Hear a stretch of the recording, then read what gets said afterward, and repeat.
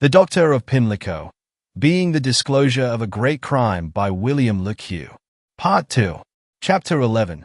Concerns the past. One evening, a few days after Sir Hugh had paid another visit to Audiobook, he was smoking with Paul prior to retiring to bed when the conversation drifted upon money matters, some investment he had made in England in his wife's name. Paul had allowed his father-in-law to handle some of his money in England, for Sir Hugh was very friendly with a man named Hewitt in the city, who had on several occasions put him on good things. Indeed, just before Sir Hugh had left London, he had had a wire from Paul to sell some shares at a big profit, and he had brought over the proceeds in treasury notes, quite a respectable sum. There had been a matter of concealing certain payments, Sir Hugh explained, and that was why he had brought over the money instead of a check. As they were chatting, Sir Hugh, referring to the transaction, said, "Hewitt suggested that I should have it in notes, 500 Bank of England ones and the rest in treasury notes. I sent them to the Credit Lyonnais a few days ago," replied his son-in-law. "Really, Sir Hugh? You did a most excellent bit of business with Hewitt. I hope you profited yourself." "Yes, a little bit," laughed the old general. "Can't complain, you know. I'm glad you've sent the notes to the bank. It was a big sum to keep in the house here." "Yes, I see only today they've credited me with them," was his reply. "I hope you can induce Hewitt to do a bit more for us.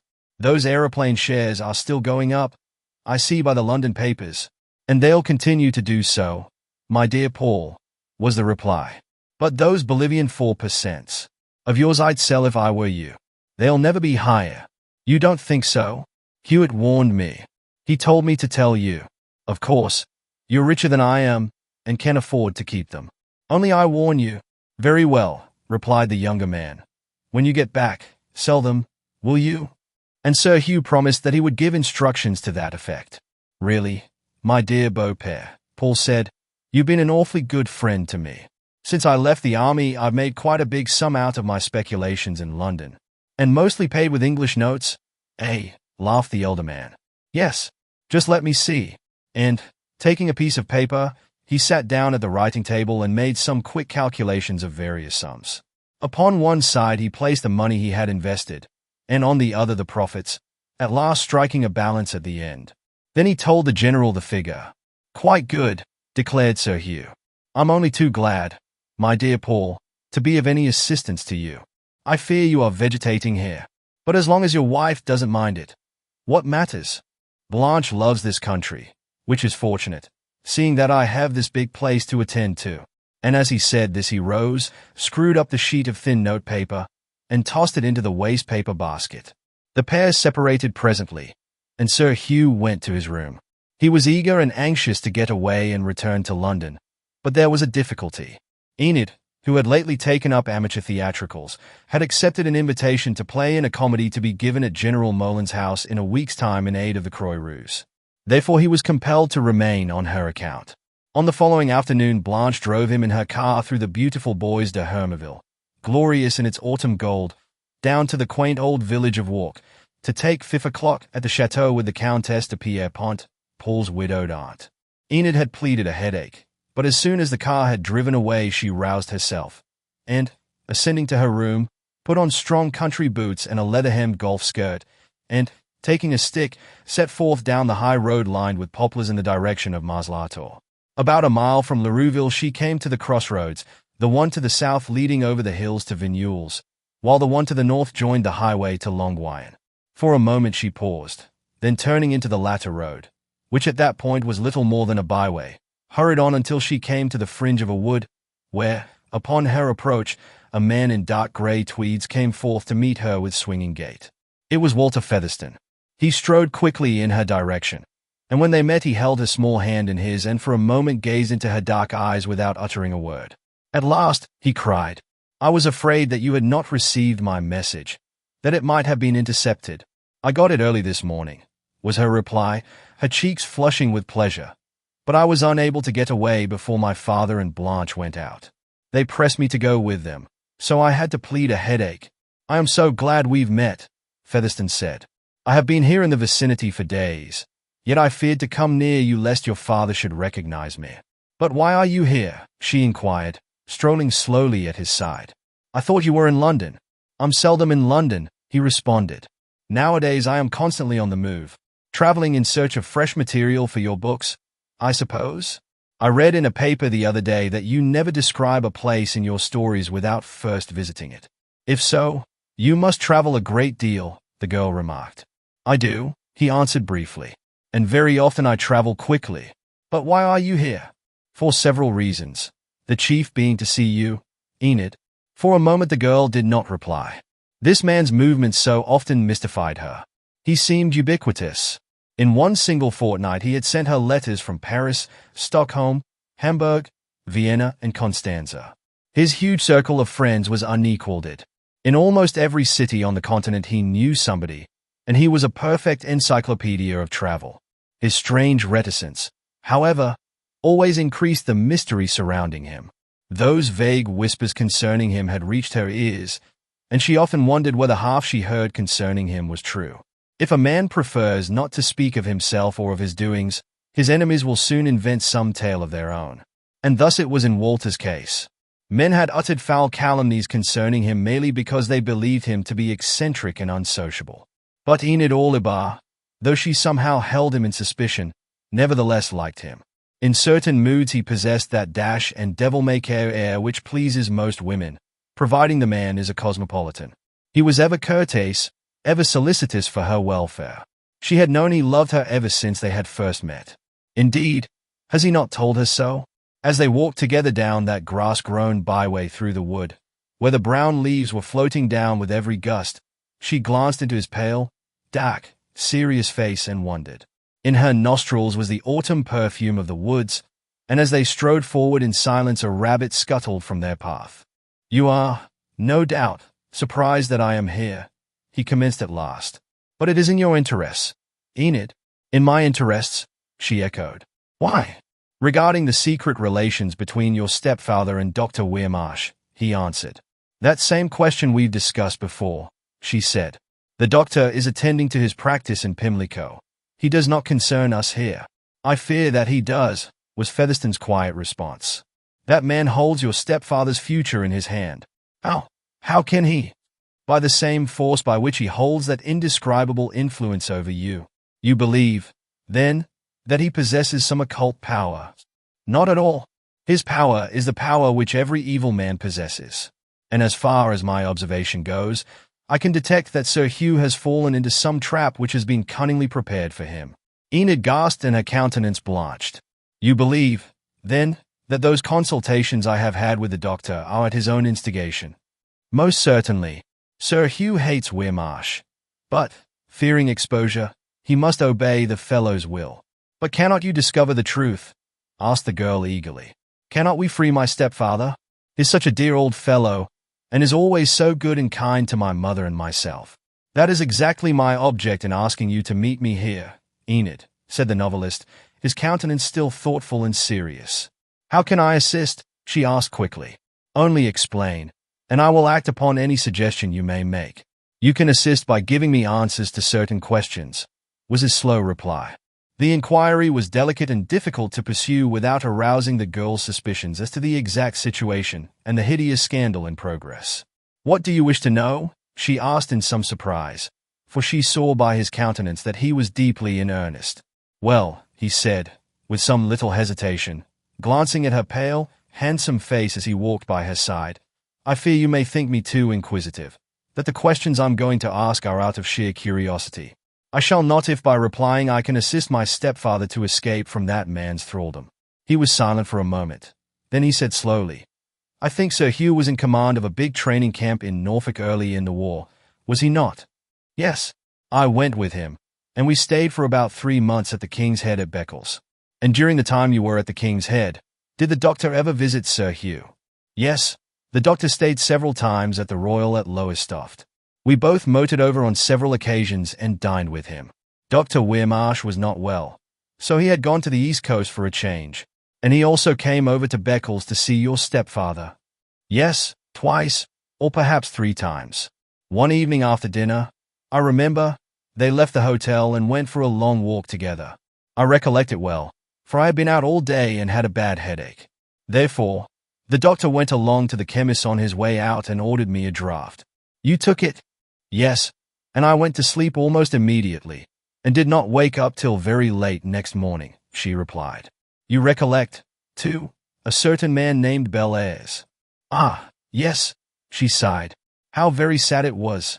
Poor Captain Bellairs was a great favorite of the general, and served on his staff. He was with him in the Boer War, was he not? Yes. But how do you know all this? Asked the girl, looking curiously at her questioner and turning slightly paler. Well, he replied evasively. I'd been told so, and wished to know whether it was a fact. You and he were friends, eh? He asked after a pause. For a moment the girl did not reply. A flood of sad memories swept through her mind at the mention of Harry Bellairs. Yes, she replied, we were great friends. He took me to concerts and matinees in town sometimes. Sir Hugh always said he was a man bound to make his mark. He had earned his DSO with French at Mons and was twice mentioned in dispatches. And you, Enid, he said, still speaking very slowly, his dark eyes fixed upon hers. You would probably have consented to become Mrs. Bellairs had he lived to ask you? Tell me the truth. Her eyes were cast down. He saw in them the light of unshed tears. Pardon me for referring to such a painful subject, he hastened to say, but it is imperative. I thought that you were unaware of the sad affair, she faltered. So I was until quite recently, he replied. I know how deeply it must pain you to speak of it. But will you please explain to me the actual facts? I know that you are better acquainted with them than anyone else. The facts of poor Harry's death, she repeated hoarsely, as though speaking to herself. Why recall them? Oh, why recall them? Chapter 12 reveals a curious problem. The countenance of Enid Orlebar had changed. Her cheeks were deathly white, and her face was sufficient index to a mind overwhelmed with grief and regret. I asked you to explain, because I fear that my information may be faulty. Captain Bellairs died suddenly, did he not? Yes, it was a great blow to my stepfather, the girl said, and by his unfortunate death I lost one of my best friends. Tell me exactly how it occurred. I believe the tragic event happened on September the 2nd, did it not? Yes, she replied. Mother and I had been staying at the White Hart at Salisbury while Sir Hugh had been inspecting some troops. Captain Bellairs had been with us, as usual, but had been sent up to London by my stepfather. That same day I returned to London alone on my way to a visit up in Yorkshire, and arrived at Hill Street about 7 o'clock. At 9:45 at night I received an urgent note from Captain Bellairs, brought by a messenger, and written in a shaky hand, asking me to call at once at his chambers in Half Moon Street. He explained that he had been taken suddenly ill, and that he wished to see me upon a most important and private matter. He asked me to go to him, as it was most urgent. Mother and I had been to his chambers to tea several times before. Therefore, realizing the urgency of his message, I found a taxi and went at once to him. She broke off short, and with difficulty swallowed the lump which arose in her throat. Well, asked Featherstone in a low, sympathetic voice. When I arrived, she said, I found him lying dead. He had expired just as I ascended the stairs. Then you learned nothing, eh? Nothing, she said in a low voice. I have ever since wondered what could have been the private matter upon which he so particularly desired to see me. He felt death creeping upon him, or else he knew himself to be a doomed man, or he would never have penned me that note. The letter in question was not mentioned at the inquest. No, my stepfather urged me to regard the affair as a strict secret. He feared a scandal because I had gone to Harry's rooms. You have no idea, then, what was the nature of the communication which the captain wished to make to you? Asked the novelist. Not the slightest, replied the girl, yet with some hesitation. It is all a mystery which has ever haunted me, a mystery which haunts me now. They had halted, and were standing together beneath a great oak, already partially bare of leaves. He looked into her beautiful face, sweet and full of purity as a child's. Then, in a low, intense voice, he said, Cannot you be quite frank with me, Enid? Cannot you give me more minute details of the sad affair? Captain Bellairs was in his usual health that day when he left you at Salisbury, was he not? Oh, yes. I drove him to the station in our car. Have you any idea why your stepfather sent him up to London? Not exactly, except that at breakfast he said to my mother that he must send Bellairs up to London. That was all. And at his rooms, whom did you find? Barker, his man, she replied. The story he told me was a curious one, namely, that his master had arrived from Salisbury at 2 o'clock, and at 2:30 had sent him out upon a message down to Richmond.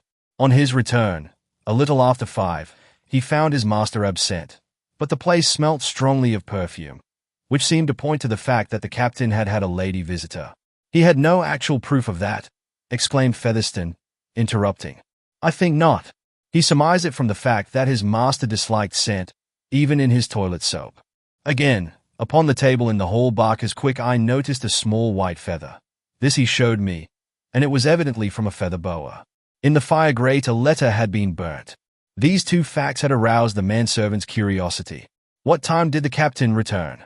Almost immediately. He changed into his dinner jacket, and went forth again, saying that he intended to dine at the Naval and Military Club and return to his rooms in time to change and catch the 11:15 train from Waterloo for Salisbury that same night. He even told Barker which suit of clothes to prepare. It seems, however, that he came in about 9:15 and sent Barker on a message to Waterloo Station. On the man's return he found his master fainting in his armchair. He called Barker to get him a glass of water. His throat seemed on fire, he said. Then, obtaining pen and paper, he wrote that hurried message to me. Barker stated that 3 minutes after addressing the envelope he fell into a state of coma, the only word he uttered being my name, and she pressed her lips together. It is evident, then, that he earnestly desired to speak to you, to tell you something, her companion remarked. Yes, she went on quickly. I found him lying back in his big armchair, quite dead. Barker had feared to leave his side, and summoned the doctor and messenger boy by telephone. When I entered, however, the doctor had not arrived. It was 1,000 pities that you were too late. He wished to make some important statement to you, without a doubt. I rushed to him at once, but, alas, was just too late. He carried that secret, whatever it was, with him to the grave, Featherstone said reflectively. I wonder what it could have been. Ah, sighed the girl, her face yet paler. I constantly wonder. The doctors who made the post-mortem, 130, could not account for the death, I believe. I have read the account of the inquest. Ah, then you know what transpired there, the girl said quickly. I was in court, but was not called as a witness. There was no reason why I should be asked to make any statement, for Barker, in his evidence, made no mention of the letter which the dead man had sent me. I sat and heard the doctors, both of whom expressed themselves puzzled. The coroner put it to them whether they suspected foul play, but the reply they gave was a distinctly negative one. The poor fellow's death was a mystery, her companion said. I noticed that an open verdict was returned. Yes, the most searching inquiry was made, although the true facts regarding it were never made public. Sir Hugh explained one day at the breakfast table that in addition to the 2 doctors who made the examination of the body, Professors Dale and Boyd, the analysts of the Home Office, also made extensive experiments, but could detect no symptom of poisoning. Where he had dined that night has never been discovered. Never. He certainly did not dine at the club. He may have dined with his lady visitor, Featherstone remarked, his eyes fixed upon her. She hesitated for a moment, as though unwilling to admit that Bellairs should have entertained the unknown lady in secret. He may have done so, of course, she said with some reluctance. Was there any other fact beside the feather which would lead one to suppose that a lady had visited him? Only the perfume. Barker declared that it was a sweet scent, such as he had never smelled before. The whole place reeked with it, as he put it. No one saw the lady call at his chambers. Nobody came forward with any statement, replied the girl. I myself made every inquiry possible. But, as you know, a woman is much handicapped in such a matter. Barker, who was devoted to his master, spared no effort, but he has discovered nothing. For aught we know to the contrary, Captain Bellairs' death may have been due to perfectly natural causes, Featherstone remarked. It may have been, but the fact of his mysterious lady visitor, and that he dined at some unknown place on that evening, aroused my suspicions. Yet there was no evidence whatever either of poison or of foul play. Featherstone raised his eyes and shot a covert glance at her, a glance of distinct suspicion. His keen, calm gaze was upon her, noting the unusual expression upon her countenance, and how her gloved fingers had clenched themselves slightly as she had spoken.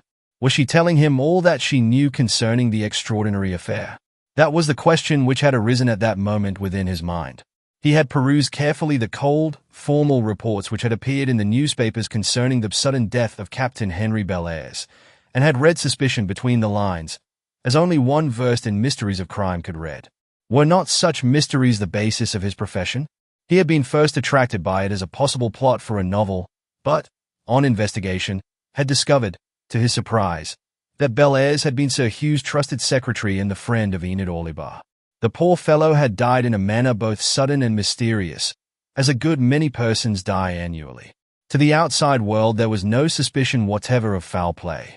Yet, being in possession of certain secret knowledge, Featherstone had formed a theory, one that was amazing and startling, a theory, which he had, after long deliberation, made up his mind to investigate and prove. This girl had loved Harry Bellairs before he had met her, and because of it the poor fellow had fallen beneath the hand of a secret assassin. She stood there in ignorance that he had already seen and closely questioned Barker in London, and that the man had made an admission, an amazing statement, namely, that the subtle Eastern perfume upon Enid Orlebar, when she arrived so hurriedly and excitedly at Half Moon Street, was the same which had greeted his nostrils when he entered his master's chambers on his return from that errand upon which he had been sent. Enid Orlebar had been in the captain's rooms during his absence. Chapter 13. The Mysterious Mr. Maltwood. Now Enid Orlebar's story contained several discrepancies. She had declared that she arrived at Hill Street about 7 o'clock on that fateful 2nd of September. That might be true, but might she not have arrived after her secret visit to Half Moon Street? In suppressing the fact that she had been there at all, she had acted with considerable foresight. Naturally, her parents were not desirous of the fact being stated publicly that she had gone alone to a bachelor's rooms, and they had, therefore, assisted her to preserve the secret, known only to Barker and to the doctor. Yet her evidence had been regarded as immaterial, hence she had not been called as witness. Only Barker had suspected. That unusual perfume about her had puzzled him. Yet how could he make any direct charge against the general's stepdaughter, who had always been most generous to him in the matter of tips? Besides, did not the captain write a note to her with his last dying effort? What proof was there that the pair had not dined together? Featherstone had already made diligent inquiries at Hill Street, and had discovered from the butler that Miss Enid, on her arrival home from Salisbury, had changed her gown and gone out in a taxi at 7:15. She had dined out, but where was unknown. It was quite true that she had come in before 10 o'clock, and soon afterwards had received a note by boy messenger. In view of these facts, it appeared quite certain to Featherstone that Enid and Harry Bellairs had taken dinner tete-a-tete at some quiet restaurant. She was a merry, high-spirited girl to whom such an adventure would certainly appeal. After dinner they had parted, and he had driven to his rooms. Then, feeling his strength failing, he had hastily summoned her to his side. Why? If he had suspected her of being the author of any foul play, he most certainly would not have begged her to come to him in his last moments. No. The enigma grew more and more inscrutable. And yet there was a motive for poor Bellairs' tragic end. One which, in the light of his own knowledge, seemed only too apparent. He strolled on beside the fair-faced girl, deep in wonder. Recollections of that devil-may-care cavalry officer who had been such a good friend clouded her brow, and as she walked her eyes were cast upon the ground in silent reflection. She was wondering whether Walter Featherstone had guessed the truth, that she had loved that man who had met with such an untimely end. Her companion, on his part, was equally puzzled. That story of Barker's finding a white feather was a curious one. It was true that the man had found a white feather, but he had also learnt that when Enid Orlebar had arrived at Hill Street she had been wearing a white feather boa. It is not curious, after all, he said reflectively, that the police should have dismissed the affair as a death from natural causes. At the inquest no suspicion whatever was aroused. I wonder why Barker, in his evidence, made no mention of that perfume, or the discovery of the feather. And as he uttered those words he fixed his grave eyes upon her, watching her countenance intently. Well, she replied, after a moment's hesitation, if he had it would have proved nothing, would it? If the captain had received a lady visitor in secret that afternoon it might have had no connection with the circumstances of his death 6 hours later. And yet it might, Featherstone remarked. What more natural than that the lady who visited him clandestinely, for Barker had, no doubt, been sent out of the way on purpose that he should not see her, should have dined with him later. The girl moved uneasily, tapping the ground with her stick. "Then you suspect some woman of having had a hand in his death," she exclaimed in a changed voice, her eyes again cast upon the ground. "I do not know sufficient of the details to entertain any distinct suspicion," he replied. "I regard the affair as a mystery, and in mysteries I am always interested." "You intend to bring the facts into a book," she remarked. "Ah, I see. Perhaps, if I obtain a solution of the enigma, for enigma it certainly is. You agree with me, then, that poor Harry was the victim of foul play?" she asked in a low, intense voice, eagerly watching his face the while. "Yes," he answered very slowly, "and, further, that the woman who visited him that afternoon was an accessory. Harry Bellairs was murdered." Her cheeks blanched and she went pale to the lips.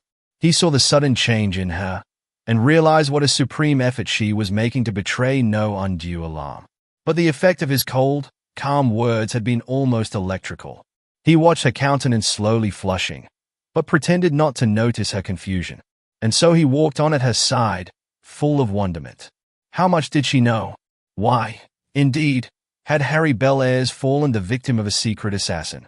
No trained officer of the Criminal Investigation Department was more ingenious in making secret inquiries, more clever in his subterfuges or in disguising his real objects, than Walter Featherstone. Possessed of ample means, and member of that secret club called Our Society, which meets at intervals and is the club of criminologists, and pursuing the detection of crime as a pastime, he had on many occasions placed Scotland Yard and the Chute in Paris in possession of information which had amazed them and which had earned for him the high esteem of those in office as Ministers of the Interior in Paris, Rome, and in London. The case of Captain Henry Bellairs he had taken up merely because he recognized in it some unusual circumstances, and without sparing effort he had investigated it rapidly and secretly from every standpoint. He had satisfied himself.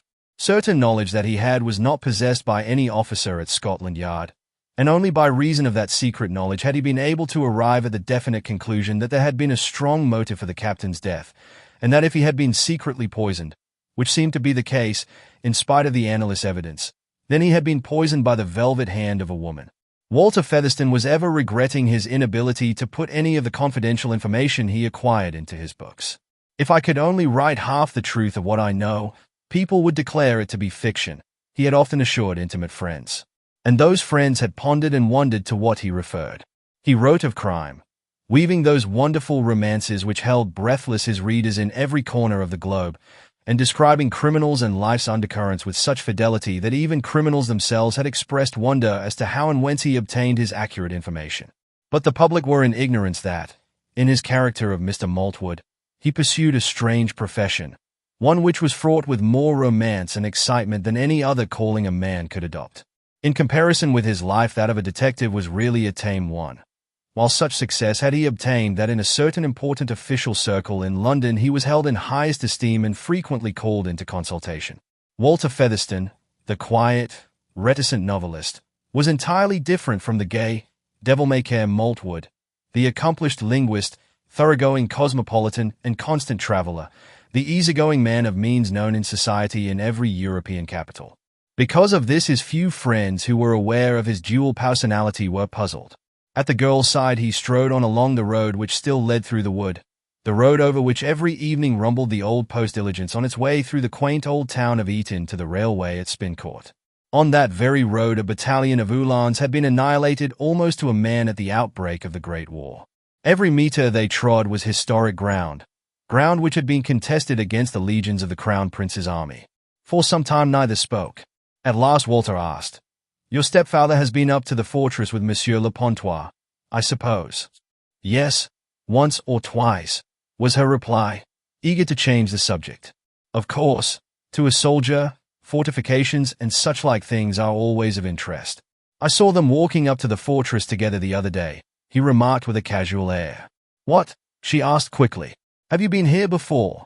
"Once," he laughed. "I came over from Commercy and spent the day in your vicinity in the hope that I might perhaps meet you alone accidentally." He did not tell her that he had watched her shopping with Madame Le Pontois, or that he had spent several days at a small auberge at the tiny village of Marcheville-en-Woever, only 2 miles distant. "I had no idea of that," she replied, her face flushing slightly. "When do you return to London?" he asked. "I hardly know. Certainly not before next Thursday, as we have amateur theatricals at General Molin's." I am playing the part of Miss Smith, the English governess, in Darbo's comedy, Le Pyre. And then you return to London, eh? I hardly know. Yesterday I had a letter from Mrs. Caldwell saying that she contemplated going to Italy this winter. Therefore, perhaps Mother will let me go. I wrote to her this morning. The proposal is to spend part of the time in Italy, and then cross from Naples to Egypt. I love Egypt. We were there some winters ago, at the Winter Palace at Luxor. Your father and mother will remain at home, I suppose. Mother hates traveling nowadays. She says she had quite sufficient of living abroad in my father's lifetime. We were practically exiled for years, you know. I was born in Lima, and I never saw England till I was 11. The diplomatic service takes one so out of touch with home. But Sir Hugh will go abroad this winter. Eh? I have not heard him speak of it. I believe he's too busy at the War Office just now. They have some more reforms in progress, I hear, and she smiled. He was looking straight into the girl's handsome face, his heart torn between love and suspicion. Those days at Biarritz recurred to him.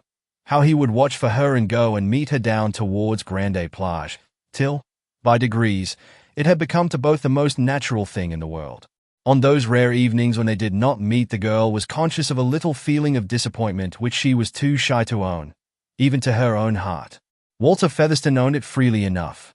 In that bright springtime the day was incomplete unless he saw her, and he knew that, even now, every hour was making her grow dearer to him. From that chance meeting at the hotel their friendship had grown, and had ripened into something warmer, dearer, a secret held closely in each heart, but none the less sweet for that. After leaving Biarritz the man had torn himself from her. Why? He hardly knew. Only he felt upon him some fatal fascination, strong and irresistible. It was the first time in his life that he had been what is vulgarly known as over head and ears in love. He returned to England, and then, a month later, his investigation of Henry Belaire's death, for the purpose of obtaining a plot for a new novel he contemplated, revealed to him a staggering and astounding truth. Even then, in face of that secret knowledge he had gained, he had been powerless, and he had gone up to Montefiore deliberately again to meet her, to be drawn again beneath the spell of those wonderful eyes. There was love in the man's heart, but sometimes it embittered him. It did at that moment, as they strolled still onward over that carpet of moss and fallen leaves. He had loved her, as he believed her to be a woman with heart and soul too pure to harbor an evil thought. But her story of the death of poor Bellairs, the man who had loved her, had convinced him that his suspicions were, alas, only too well grounded. Chapter 14. What confession would mean. A silence had fallen between the pair. Again Walter Featherstone glanced at her. She was an outdoor girl to the tips of her fingers. At shooting parties she went out with the guns, not merely contenting herself, as did the other girls, to motor down with a luncheon for the men. She never got disheveled or untidy, and her trim tweed skirt and serviceable boots never made her look unwomanly. She was her dainty self out in the country with the men, just as in the pretty drawing-room at Hill Street, while her merry laugh evoked more smiles and witticisms than the more studied attempts at wit of the others. At that moment she had noticed the change in the man she had so gradually grown to love, and her heart was beating in wild tumult. He, on his part, was hating himself for so foolishly allowing her to steal into his heart. She had lied to him there, just as she had lied to him at Biarritz. And yet he had been a fool, and had allowed himself to be drawn back to her side. Why? He asked himself. Why? There was a reason, a strong reason. He loved her, and the reason he was at that moment at her side was to save her, to rescue her from a fate which he knew must sooner or later befall her. She made some remark, but he only replied mechanically. His countenance had, she saw, changed and become paler. His lips were pressed together, and, taking a cigar from his case, he asked her permission to smoke, and viciously bit off its end. Something had annoyed him. Was it possible that he held any suspicion of the ghastly truth? The real fact, however, was that he was calmly and deliberately contemplating tearing her from his heart forever as an object of suspicion and worthless. He, who had never yet fallen beneath a woman's thraldom, resolved not to enter blindly the net she had spread for him. His thoughts were hard and bitter, the thoughts of a man who had loved passionately, but whose idol had suddenly been shattered. Again she spoke, remarking that it was time she turned back, for already they were at the opposite end of the wood, with a beautiful panorama of valley and winding river spread before them. But he only answered a trifle abruptly, and, acting upon her suggestion, turned and retraced his steps in silence. At last, as though suddenly rousing himself, he turned to her and said in an apologetic tone, "I fear, Enid, I've treated you rather uncouthly. I apologize. I was thinking of something else, a somewhat serious matter." "I knew you were," she laughed, affecting to treat the matter lightly. "You scarcely replied to me. Forgive me, won't you?" he asked, smiling again in his old way. "Of course," she said. But is the matter very serious? Does it concern yourself?" "Yes, Enid, it does," he answered. And still she walked on, her eyes cast down, much puzzled. Two woodmen passed on their way home from work and raised their caps politely, while Walter acknowledged their salutation in French. "I shall probably leave here tomorrow," her companion said as they walked back to the high road. "I am not yet certain until I receive my letters tonight." "You are now going back to your village inn, I suppose," she laughed cheerfully. "Yes," he said. "My host is an interesting old countryman and has told me quite a lot about the war. He was wounded when the Germans shelled Verdun. He has told me that he knows Paul Le Pontois, for his son Jean is his servant." "Why, Mr. Featherstone, you are really ubiquitous," cried the girl in confusion. "Why have you been watching us like this?" "Merely because I wish to see you, as I've already explained," was his reply. "I wanted to ask you those questions which I have put to you this afternoon. About poor Harry," she remarked in a hoarse, low voice. "But you begged me to reply to you in my own interests." "Why?" "Because I wish to know the real truth." "Well, I've told you the truth," she said with just the slightest tinge of defiance in her voice. For a moment he did not speak. He had halted. His grave eyes were fixed upon her. "Have you told me the whole truth? All that you know, Enid?" he asked very quietly a moment later. "What more should I know?" she protested after a second's hesitation. "How can I tell?" he asked quickly. "I only ask you to place me in possession of all the facts within your knowledge." "Why do you ask me this?" she cried. "Is it out of mere idle curiosity? Or is it because, knowing that Harry loved me, you wish to cause me pain by recalling those tragic circumstances?" "Neither," was his quiet answer in a low, sympathetic voice. "I am your friend, Enid, and if you will allow me, I will assist you." She held her breath. He spoke as though he were aware of the truth, that she had not told him everything, that she was still concealing certain important and material facts. I know you are my friend," she faltered. "I have felt that all along, ever since our first meeting. But forgive me, I beg of you. The very remembrance of that night of the 2nd of September is, to me, horrible. To him those very words of hers increased his suspicion. Was it any wonder that she was horrified when she recalled that gruesome episode of the death of a brave and honest man? Her personal fascination had overwhelmed Harry Bellairs, just as it had overwhelmed himself. The devil sends some women into the hearts of upright men to rend and destroy them. Upon her cheeks had spread a deadly pallor, while in the center of each showed a scarlet spot. Her heart was torn by 1,000 emotions, for the image of that man whom she had seen lying cold and dead in his room had arisen before her vision, blotting out everything. The hideous remembrance of that fateful night took possession of her soul. In silence they walked on for a considerable time. Now and then a rabbit scuttled from their path into the undergrowth, or the alarm cry of a bird broke the evening stillness, until at last they came forth into the wide highway, their faces set towards the autumn sunset. Suddenly the man spoke. "Have you heard of the doctor since you left London?" he asked. She held her breath, only for a single second. But her hesitation was sufficient to show him that she intended to conceal the truth. "No," was her reply. "He has not written to me." Again he was silent. There was a reason, a strong reason, why Weimar should not write to her, he knew. But he had, by his question, afforded her an opportunity of telling him the truth that the mysterious George Weirmarsh was there, in that vicinity. That Enid was aware of that fact was certain to him. "I wish," she said at last, "I wish you would call at the chateau and allow me to introduce you to Paul and his wife. They would be charmed to make your acquaintance." "Thank you," he replied a trifle coldly. "I'd rather not know them, in the present circumstances." "Why, how strange you are," the girl exclaimed, looking up into his face, so dark and serious. I don't see why you should entertain such an aversion to being introduced to Paul. He's quite a dear fellow. Perhaps it is a foolish reluctance on my part." He laughed uneasily. "But, somehow, I feel that to remain away from the chateau is best. Remember, your stepfather and your mother are in ignorance of, well, of the fact that we regard each other as more than close friends. For the present it is surely best that I should not visit your relations. Relations are often very prompt to divine the real position of affairs. Parents may be blind," he laughed, "but brothers-in-law never." "You are always so dreadfully philosophical," the girl cried, glad that at last that painful topic of conversation had been changed. "Paul Le Pontois wouldn't eat you." "I don't suppose any Frenchman is given to cannibalistic diet," he answered, smiling. "But the fact is, I have my reasons for not being introduced to the Le Pontois family just now." The girl looked at him sharply, surprised at the tone of his response. She tried to divine its meaning, but his countenance still bore that sphinx-like expression which so often caused his friends to entertain vague suspicions. Few men could read character better than Walter Featherstone.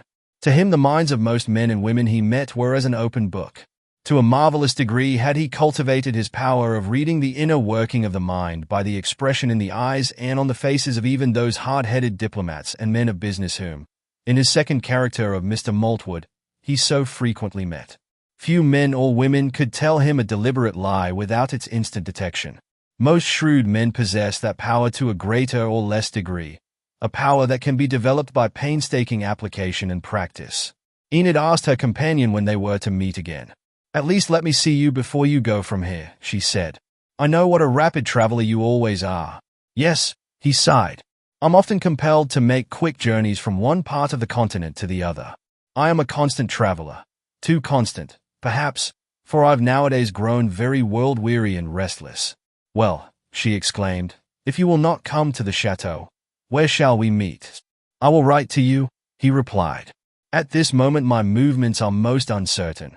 They depend almost entirely upon the movements of others. At any moment I may be called away. But a letter to Holly Street will always find me.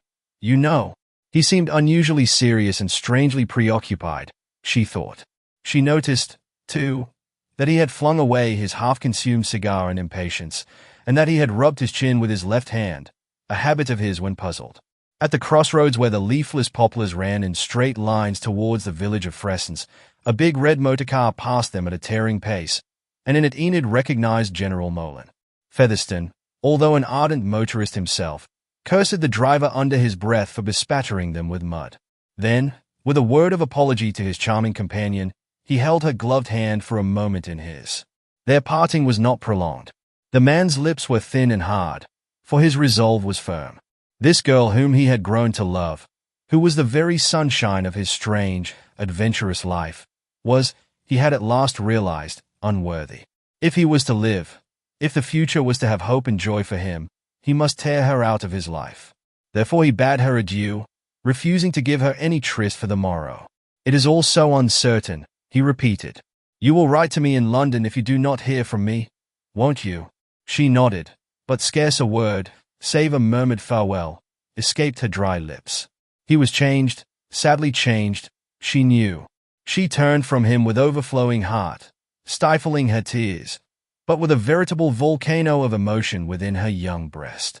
He had changed entirely and utterly in that brief hour and a half they had walked together. What had she said? What had she done? She asked herself.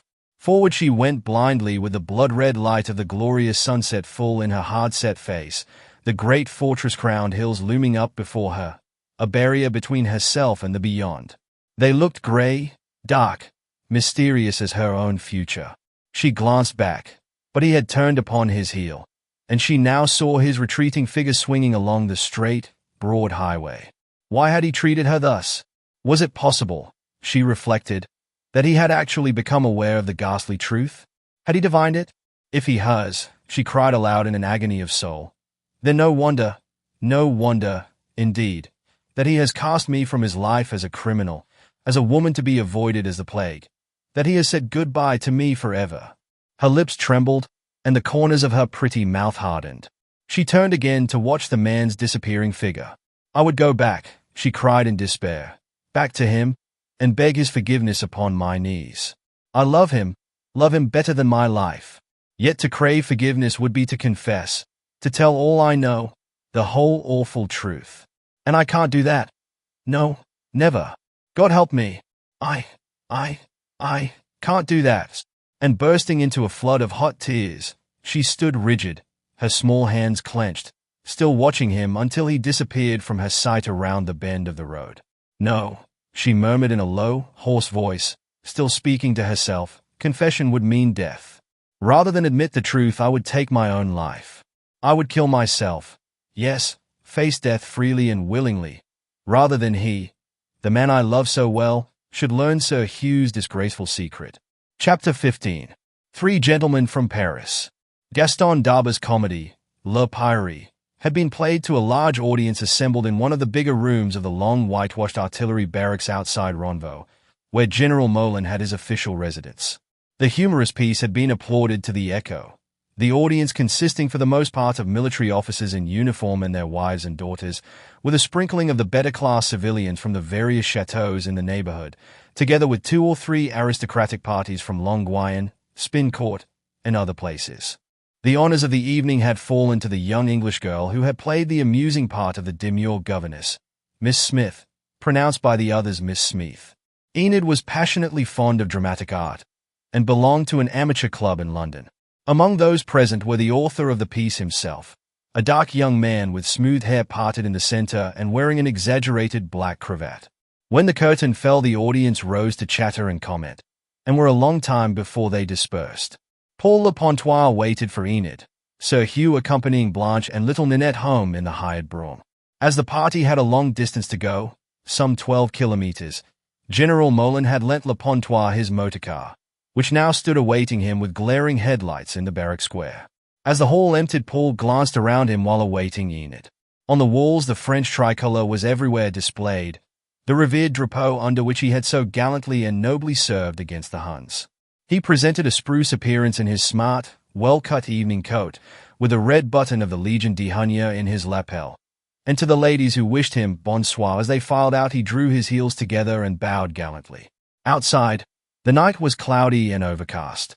In the long rows of the barrack windows light shone, and somewhere sounded a bugle, while in the shadows could be heard the measured tramp of sentries, the clank of spurs, or the click of rifles as they saluted their officers passing out. The whole atmosphere was a military one, for, indeed, the little town of Ronvaux is, even in these peace days, scarcely more than a huge camp. For a few minutes Le Pontois stood chatting to a group of men at the door. They had invited him to come across to their quarters, but he had explained that he was awaiting Mademoiselle. So they raised their eyebrows, smiled mischievously, and bade him bonsoir. Soldiers were already stacking up the chairs ready for the clearance of the gymnasium for the morrow. Others were coming to water and sweep out the place. Therefore Le Pontois remained outside in the square, waiting in patience. He was reflecting. That evening, as he had sat with his wife watching the play, he had been seized by a curious feeling for which he entirely failed to account. Behind him there had sat a man and a woman, French without a doubt, but entire strangers. They must, of course, have known one or other of the officers in order to obtain an admission ticket. Nevertheless, they had spoken to no one, and on the fall of the curtain had entered a brougham in waiting and driven off. Paul had made no comment. By a sudden chance he had, during the entr'acte, risen and gazed around, when the face of the stranger had caught his eyes, a face which he felt was curiously familiar, yet he could not place it. The middle-aged man was dressed with quiet elegance, clean-shaven and keen-faced, apparently a prosperous civilian, while the lady with him was of about the same age and apparently his wife. She was dressed in a high-necked dress of black lace, and wore in her corsage a large circular ornament of diamonds and emeralds. Twice had Le Pontois taken furtive glances at the stranger whose lined brow was so extraordinarily familiar. It was the face of a deep thinker, a man who had, perhaps, passed through much trouble. Was it possible, he wondered, that he had seen that striking face in some photograph, or perhaps in some illustrated paper? He had racked his brain through the whole performance, but could not decide in what circumstances they had previously met.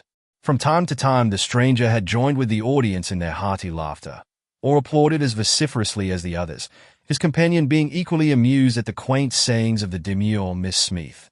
And even as he stood in the shadows near the general's car awaiting Enid, he was still wondering who the pair might be. At the fall of the curtain, he had made several inquiries of the officers, but nobody could give him any information. They were complete strangers, that was all. Even a search among the cards of invitation had revealed nothing. So Paul Le Pontois remained mystified. Enid came at last, flushed with success and apologetic because she had kept him waiting. But he only congratulated her and assisted her into the car. It was a big open one. Therefore she wore a thick motor coat and veil as protection against the chill autumn night. A moment later the soldier chauffeur mounted to his seat, and slowly they moved across the great square and out by the gates, where the sentries saluted. Then, turning to the right, they were quickly tearing along the highway in the darkness. Soon they overtook several closed carriages of the homegoing visitors, and, ascending the hill, turned from the main road down into a by-road leading through a wooded valley, which was a short cut to the chateau. Part of their way led through the great Forêt d'Amblinville, and though Enid's gay chatter was mostly of the play, the defects in the acting and the several amusing contretemps which had occurred behind the scenes, her companion's thoughts were constantly of that stranger whose brow was so deeply lined with care. They expected to overtake Sir Hugh in the brougham, but so long had Enid been changing her gown that they saw nothing of the others. Just, however, as they were within 100 yards or so of the gates which gave entrance to the chateau, and were slowing down in order to swing into the drive, a man emerged from the darkness, calling upon the driver to stop, and, placing himself before the car, held up his hands. Next instant the figure of a second individual appeared. Enid uttered a cry of alarm, but the second man, who wore a hard felt hat and dark overcoat, reassured her by saying in French, "Pray do not distress yourself, mademoiselle. There is no cause for alarm, my friend, and I merely wish to speak for a moment with Monsieur Le Pontois before he enters his house. For that reason we have presumed to stop your car." "But who are you?" demanded Le Pontois angrily. "Who are you that you should hold us up like this?" "Perhaps, monsieur, it would be better if you descended and escorted mademoiselle as far as your gates. We wish to speak to you for a moment upon a little matter which is both urgent and private." "Well, cannot you speak here, now, and let us proceed?" "Not before mademoiselle," replied the man. "It is a confidential matter." Paul, much puzzled at the curious demeanor of the strangers, reluctantly handed Enid out, and walked with her as far as his own gate, telling her to assure Blanche that he would return in a few moments, when he had heard what the men wanted. "Very well," she laughed. "I'll say nothing. You can tell her all when you come in." The girl passed through the gates and up the gravelled drive to the house, when Le Pontois, turning upon his heel to return to the car, was met by the two men, who, he found, had walked closely behind him. "You are Paul Le Pontois?" inquired the elder of the pair brusquely. "Of course. Why do you ask that?" "Because it is necessary," was his businesslike reply. Then he added, "I regret, monsieur, that you must consider yourself under arrest by order of His Excellency the Minister of Justice." "Arrest?" gasped the unhappy man. "Are you mad, messieurs?" "No," replied the man who had spoken. "We have merely our duty to perform, and have travelled from Paris to execute it." "With what offense am I charged?" Le Pontois demanded. "Of that we have no knowledge. As agents of secret police, we are sent here to convey you for interrogation." The man under arrest stood dumbfounded. "But at least you will allow me to say farewell to my wife and child, to make excuse to them for my absence," he urged. "I regret that is quite impossible, monsieur. Our orders are to make the arrest and to afford you no opportunity to communicate with anyone." "But this is cruel, inhuman. His Excellency never meant that, I am quite sure, especially when I am innocent of any crime, as far as I am aware." "We can only obey our orders, monsieur," replied the man in the dark overcoat. "Then may I not write a line to my wife, just one word of excuse?" he pleaded. The two police agents consulted. "Well," replied the elder of the pair, who was the one in authority, "if you wish to scribble a note, here are paper and pencil." And he tore a leaf from his notebook and handed it to the prisoner. By the light of the headlamps of the car, Paul scribbled a few hurried words to Blanche. "I am detained on important business," he wrote. "I will return tomorrow. My love to you both. Paul." The detective read it, folded it carefully, and handed it to his assistant, telling him to go up to the chateau and deliver it at the servant's entrance. When he had gone, the detective, turning to the chauffeur, said, "I shall require you to take us to Verdun." "This is not my car, monsieur," replied Paul. "It belongs to General Molin." "That does not matter. I will telephone to him an explanation as soon as we arrive in Verdun. We may as well enter the car as stand here." Paul Le Pontois was about to protest, but what could he say? The minister in Paris had apparently committed some grave error in thus ordering his arrest. No doubt there would be confusion, apologies, and laughter. So, with a light heart at the knowledge that he had committed no offense, he got into the car and allowed the polite police agent to seat himself beside him. The only chagrin he felt was that the chauffeur had overheard all the conversation. And to him he said, "Remember, Gallet, of this affair you know nothing." "I understand perfectly, monsieur," was the wondering soldier's reply. Then they sat in silence in the darkness until the hurrying police agent returned, after which the car sped straight past the chateau on the high road which led through the deep valley onto the fortress town of Verdun. As they passed the chateau, Paul Le Pontois caught a glimpse of its lighted windows and sat wondering what Blanche would imagine. He pictured the pleasant supper party and the surprise that would be expressed at his absence. How amusing! What incongruity! He was under arrest. The car rushed on beneath the precipitous hill crowned by the great fortress of Hordiomont, through the narrow gorge, the road to Paris. All three men, seated abreast, were silent until, at last, the elder of the two police agents bent and glanced at the clock on the dashboard, visible by the tiny glow lamp. 12:30, he remarked. "The express leaves Verdun at 2:28. "For where?" asked Paul. "For Paris." "Paris?" he cried. "Are you taking me to Paris?" "Those are our orders," was the detective's quiet response. Chapter 16. The Orders of His Excellency. Again Paul sat back without a word. Well, he would hear the extraordinary charge against him, whatever it might be. And, without speaking, they traveled on, until they at last entered the Porte Saint-Paul at Verdun, passed up the Avenue de la Guerre, skirting the Palais de Justice into the station yard. As Paul descended, they were met by a third stranger who strolled forward, a man in a heavy traveling coat and a soft Homburg hat. It was the man who had sat behind him earlier in the evening, the man with the deep lines upon his careworn brow, who had laughed so heartily, and who a moment later introduced himself as Jules Pierrepont, Special Commissaire of the Paris Chute. "We have met before," remarked Paul abruptly. "Yes, Monsieur Le Pontois," replied the man with a grim smile. "On several occasions lately. It has been my duty to keep observation upon your movements, acting upon orders from Monsieur the Prefect of Police." And together they entered the dark, deserted station to await the night express for Paris. Suddenly Paul turned back, saying to the chauffeur in a low, hard voice, "Gallet, tomorrow go and tell Madame my wife that I am unexpectedly called to the capital.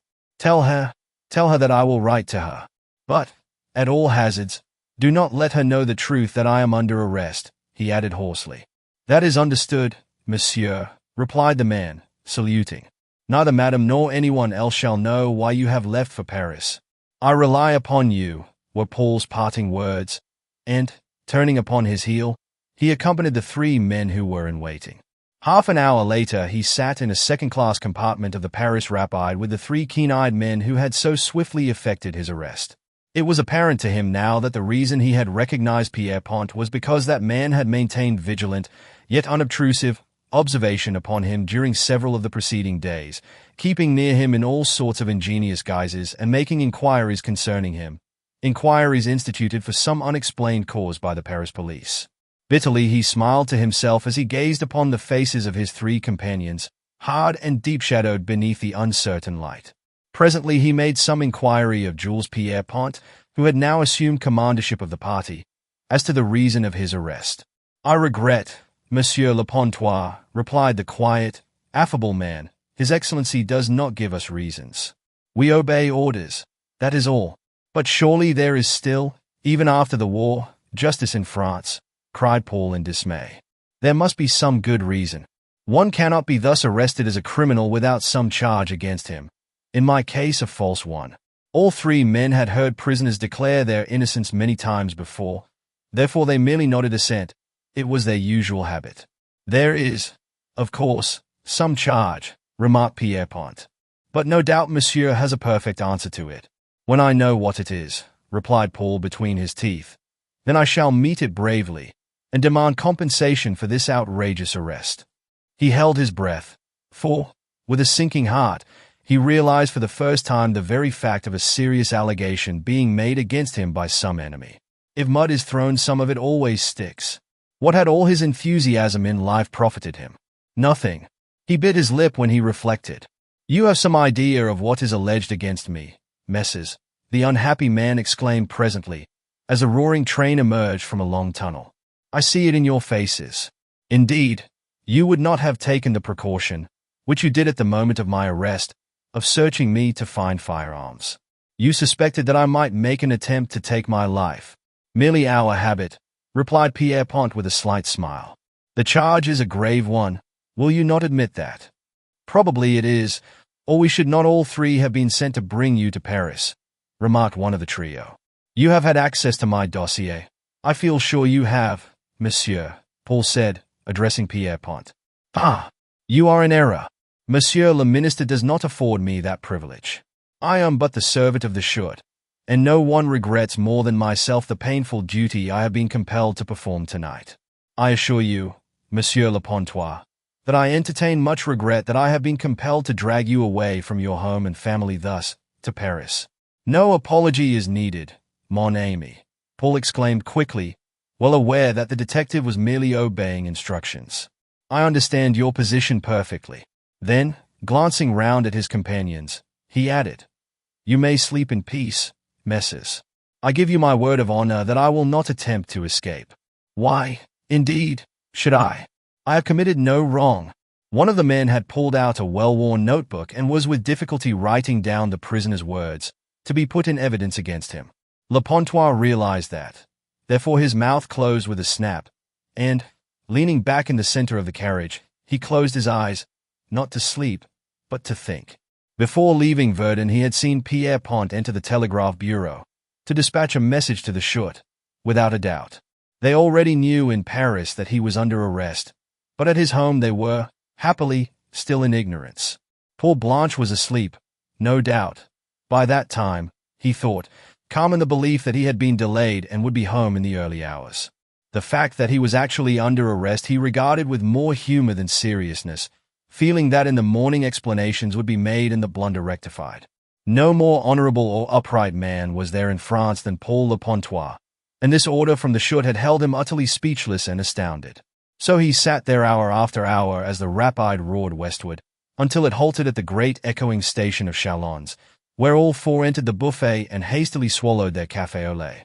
Afterwards they resumed their seats, and the train, with its two long, dusty wagons lit, moved onward again, with Paris for its goal. The prisoner said little. He sat calmly reflecting, wondering what possible charge could be made against him.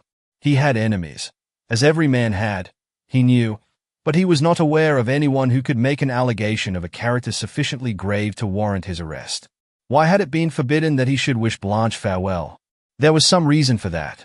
He inquired of Pierrepont, who had treated him with such consideration and even respect, but the agent of secret police only replied that in making an arrest of that character they made it a rule never to allow a prisoner to communicate with his family.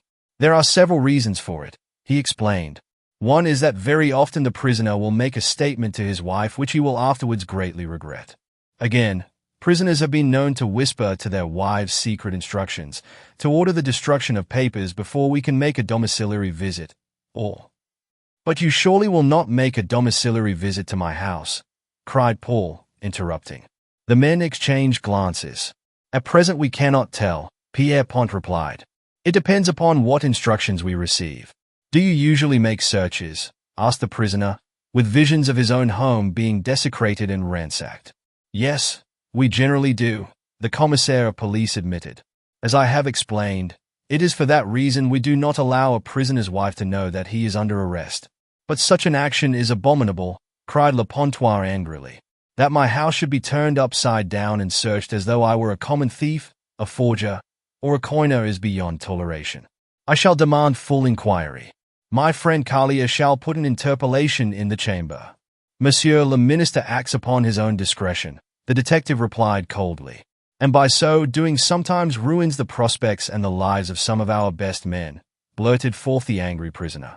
It was upon the tip of his tongue to say much more in condemnation, but the sight of the man with the notebook caused him to hesitate. Every word he uttered now would, he knew, be turned against him. He was under arrest for some crime that he had not committed. The other passengers by that night express, who included a party of English tourists, little dreamed as they passed up and down the corridor that the smart, good-looking man who wore the button of the Legion d'Honneur, and who sat there with the three quiet, respectable-looking men, was being conveyed to the capital under escort. A man who, by the law of France, was already condemned, was guilty until he could prove his own innocence. In the cold grey of dawn they descended at last at the great Barrière de l'Est in Paris. Paul felt tired, cramped and unshaven, but of necessity entered a taxi called by one of his companions, and, accompanied by Pierre-Pont and the elder of his assistants, was driven along through the cheerless, deserted streets to the chute. As he entered the side door of the ponderous building, the police officer on duty saluted his escort. His progress across France had been swift and secret. What, he wondered, did the future hold in store for him? His lip curled into a smile when they ushered him into a bare room on the first floor. 2 police officers were placed outside the door, while 2 stood within. Then, turning to the window, which looked out upon the bare trees of the place below, he laughed aloud and made some humorous remark which caused the men to smile. But, alas, he knew not the truth. Little did he dream of the amazing allegation that was to be made against him. Little did he dream how completely the enemies of his father-in-law, the general, had triumphed. Chapter 17. Walter gives warning. The morning dawned bright and sunny, a perfect autumn morning, at the pretty chateau of Lerouville. The message which Blanche had received after returning had not caused her much consternation. She supposed that Paul had been suddenly called away on business. So she had eaten her supper with her father and Enid and retired to rest. When, however, they sat at breakfast, served in the English style, Sir Hugh opened a letter which lay upon his plate, and at once announced his intention of returning to London. "I have to see Hughes, my solicitor, over Aunt Mary's affairs," he explained suddenly to Blanche. "That executorship is always an infernal nuisance. But surely you can remain a day or 2 longer, Dad," exclaimed Madame Lepontois. "The weather is delightful just now, and I hear it is too dreadful for words in England. I, too, have to be back to prepare for going away with Mrs. Caldwell," Enid remarked. "But surely these solicitors will wait? There is no great urgency." "There can't be. The old lady died 10 years ago," Blanche exclaimed as she poured out coffee. "My dear, I'm extremely sorry," said her father quietly. "But I must go. It is imperative." "Not today. I ought to go today," he sighed. "Indeed, I really must, by the rapide I usually take. Perhaps I shall alter my route this time, and go from Conflans to Metz, and home by Liège and Brussels. It is about as quick, and one gets a wagon lit from Metz. I looked up the train the other day, and find it leaves Conflans at a little after 6. Surely you will remain and say au revoir to Paul? He'll be so disappointed," she cried in dismay. "My dear, you will make excuses for us. I must really go, and so must Enid. She had a letter from Mrs. Caldwell urging her to get back, as she wants to start abroad for the winter. The bad weather in England is affecting her, it seems. And so, with much regret expressed by little Ninette and her mother, Sir Hugh Elcombe and his stepdaughter went to their rooms to see about their packing. Both were puzzled. The sudden appearance of those strange men out of the darkness had frightened Enid, but she had said nothing. Perhaps it was upon some private matter that Paul had been summoned. Therefore she had preserved silence, believing with Blanche that at any moment he might return. Back in his room, Sir Hugh closed the door, and, standing in the sunshine by the window, gazed across the wide valley towards the blue mist beyond, deep in reflection. "This curious absence of Paul's forebodes evil," he murmured to himself. He had slept little that night, being filled with strange apprehensions. Though he had closely questioned Enid, she would not say what had actually happened. Her explanation was merely that Paul had been called away by a man who had met him outside. The old man sighed, biting his lip. He cursed himself for his dastardly work, even though he had been compelled by Wearmarsh to execute it on pain of exposure and consequent ruin. Against his will, against his better nature, he had been forced to meet the mysterious Doctor of Pimlico in secret on that quiet, wooded by road between Marshville and St. Hilaire, 4 kilometers from the chateau, and there discussed with him the suggested affair of which they had spoken in London. The two men had met at sundown. "You seem to fear exposure," laughed the man who provided Sir Hugh with his comfortable income. "Don't be foolish. There is no danger. Return to England with Enid as soon as you possibly can without arousing suspicion, and I will call and see you at Hill Street. I want to have a very serious chat with you." Elcombe's grey, weather-worn face grew hard and determined. "Why are you here, Weirmarsh?" he demanded. "I have helped you and your infernal friends in the past, but please do not count upon my assistance in the future.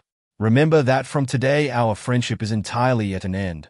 "As you wish, of course, my dear Sir Hugh," replied the other, with a nonchalant air. "But if I were you, I would not be in too great a hurry to make such a declaration. You may require a friend in the near future, a friend like myself." "Never, I hope."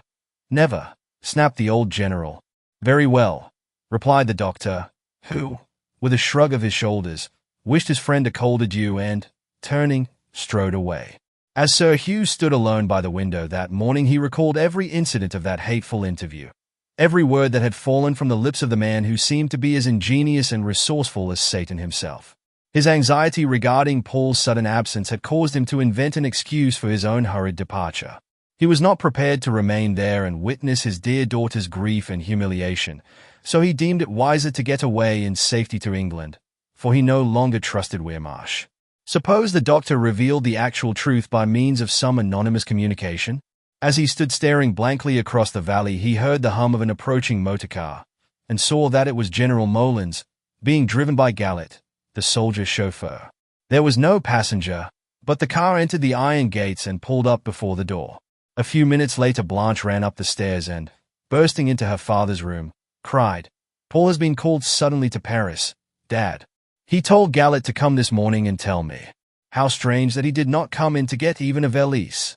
"Yes, dear," said her father. "Gallet is downstairs, isn't he? I'll speak to him." The mystery of Paul's absence increases. It does. I can't get rid of a curious feeling of apprehension that something has happened. What was there to prevent him from coming in to wish me goodbye when he was actually at the gate? Sir Hugh went below and questioned the chauffeur. The story told by the man Gallet was that Lepontois had been met by 2 gentlemen and given a message that he was required urgently in Paris, and they had driven at once over to Verdun, where they had just caught the train. "Did Monsieur Lepontois leave any other message for Madame?" asked Sir Hugh in French. "No, monsieur." The general endeavored by dint of persuasion to learn something more, but the man was true to his promise, and would make no further statement. Indeed, earlier that morning he had been closely questioned by the commandant, but had been equally reticent. Lepontois was a favorite in the neighborhood, and no man would dare to lift his voice against him. Sir Hugh returned to his room and commenced packing his suitcases, more than ever convinced that suspicion had been aroused. Jean came to offer to assist, but he declared that he liked to pack himself, and this occupied him the greater part of the morning. Enid was also busy with her dresses, assisted by Blanche's Provençal maid, Louise. About 11 o'clock, however, Jean tapped at her door and said, "A peasant from Alamorne, across the valley, has brought a letter, mademoiselle. He says an English gentleman gave it to him to deliver to you personally. He is downstairs." In surprise, the girl hurriedly descended to the servants' entrance, where she found a sturdy, old, grey-bearded peasant, bearing a long, stout stick.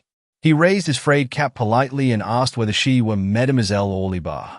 Then, when she had replied in the affirmative, he drew from the breast of his blouse a crumpled letter, saying, "The Englishman who has been staying at the Lion D'Or at Alamorne gave this to me at dawn today.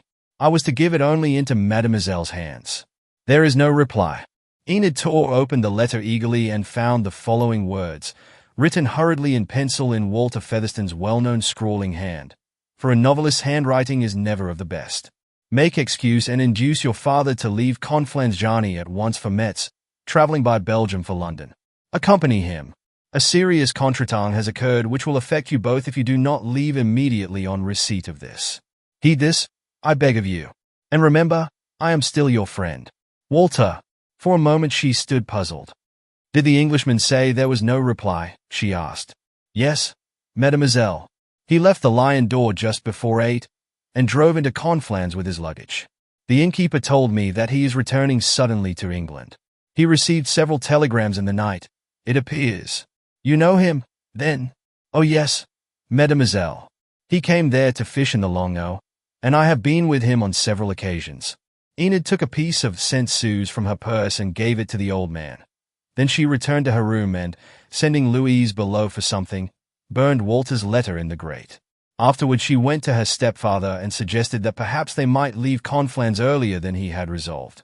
I hear there is a train at 3:05. If we went by that, she said, we could cross from Ostend instead of by Antwerp, and thus be in London a day earlier. Are you so anxious to get away from here, Enid? He asked, looking straight into her face. Well, yes. Mother, in her letter yesterday, urged me to come home, as she does not wish me to travel out alone to join Mrs. Caldwell. She's afraid she will leave London without me if I don't get home at once. Besides, I got a lot of shopping to do before I can start. Do let us get away by the earlier train. It will be so much better, she urged. As Sir Hugh never denied Enid anything, he acquiesced. Packing was speedily concluded, and, much to the regret of Blanche, the pair left in a fly for which they had telephoned to Conflans-Jarny. The train by which they travelled ran through the beautiful valley of Manvaux, past the great forts of Platteville and St. Quentin, and across the Moselle to Metz, and so into German territory. Whatever might happen, Sir Hugh reflected, at least he was now safe from arrest. While Enid, on her part, sat back in the corner of the first-class compartment gazing out of the window, still mystified by that strange warning from the man who only a few days previously had so curiously turned and abandoned her. Chapter 18. The Accusers. At the same hour when Enid and Sir Hugh were passing a Manvilliers, once the scene of terrible atrocities by the Huns, Paul Le Pontois, between two agents of police, was ushered into the private cabinet where, at the great writing table near the window, sat a short man with bristling hair and snow-white moustache, Monsieur Henri Bezard, chief of the Chute General. A keen-faced, black-eyed man of dapper appearance, wearing the coveted button of the Legion d'Honneur in his black frock-coat, he looked up sharply at the man brought into his presence, wished him a curt bonjour, and motioned him to a seat at the opposite side of the big table, in such a position that the grey light from the long window fell directly upon his countenance. With him, standing about the big, handsome room with its green baize doors and huge oil paintings on the walls, were four elderly men, strangers to Paul. The severe atmosphere of that sombre apartment, wherein sat the chief of the police of the Republic, was depressing.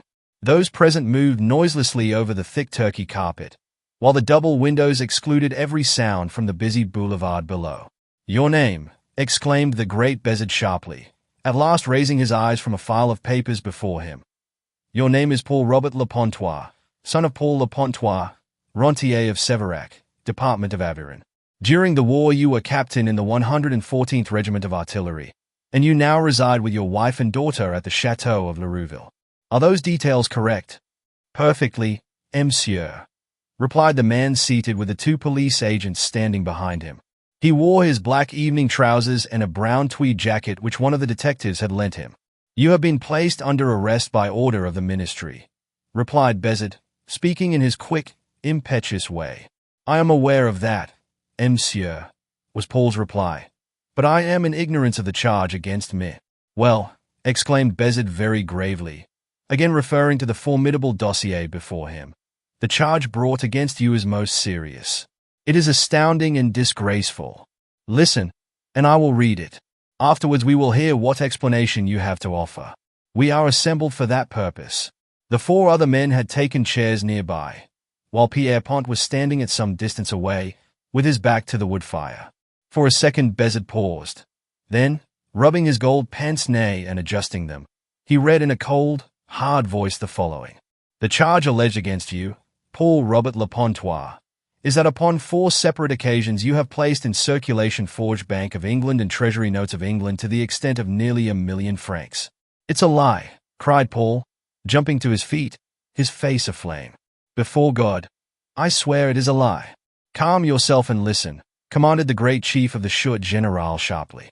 "Be seated." The prisoner sank back into his chair again. His head was reeling. Who could possibly have made such unfounded charges against him? He could scarcely believe his ears. Then the hard-faced, white-headed old director, who held supreme command of the police of the Republic, glanced at him shrewdly, and, continuing, said, "It is alleged that you, Paul Le Pontois, on the 14th day of January, and again on the 16th of May, met in Commercy a certain Englishman, and handed to him a bundle of English notes since proved to be forgeries." "I am not acquainted with any English forger," protested Paul. "Do not interrupt, monsieur," snapped the director. "You will, later on, be afforded full opportunity to make any statement or explanation you may wish. First listen to these grave charges against you." After a further pause, he added, "The third occasion, it is alleged, was on April the 8th last, when it seems you drove at early morning over to Phillips-Les Côtes and there met a stranger who was afterwards identified as an American who is wanted for banknote forgeries." "And the fourth?" asked Paul hoarsely. This string of allegations utterly staggered him. "The fourth occasion was quite recently," Bezid said, still speaking in that same cold tone. "On that occasion you made certain calculations to ascertain how much were your profits by dealing with these forgers whom Scotland Yard are so anxious to arrest. You wrote all the sums down, knowing your expenditure and profits. The latter were very considerable. And by whom is it alleged that I am a dealer in base money, pray?" "It is not necessary for us to disclose the name of our informant," was the stiff rejoinder. "But surely I am not to be thus denounced by an anonymous enemy," he cried. "This is not the justice which every Frenchman claims as his birthright. You have demanded to know the charges laid against you, and I have detailed them," replied the chief of the Chute, regarding the prisoner closely through his gold pince-nez. "They are false, every word of them," promptly returned Le Pontois. "I have no acquaintance with any banknote forger. If I had, he would quickly find himself under arrest." The four men seated in his vicinity smiled grimly. They had expected the prisoner to declare his innocence. "I may tell you that the information here," and Bezid tapped the dossier before him, "is from a source in which we have the most complete and implicit confidence. For the past few months there have been suspicions that forged English notes have been put into circulation in France. Therefore I ordered a vigilant watch to be maintained. Monsieur Pierre Pont, here, has been in command of a squadron of confidential agents, and they have watched me, and, I suppose, have manufactured evidence against me. It is only what may be expected of men paid to spy upon us.